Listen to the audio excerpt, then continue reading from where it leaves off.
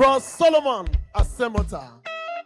If you are in service this morning, God's servant spoke on the topic restoration. Thieves entered his apartment and moved everything in that place.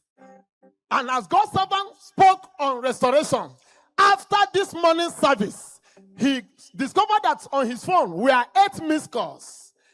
When he now called back, they said, "Where are you?" He said, "I am in a program where God's servant Apostle Johnson Suleiman has come to Benin to hold." He said, "Wherever you are, start coming now. The thieves that packed all your belongings have been caught." Wait.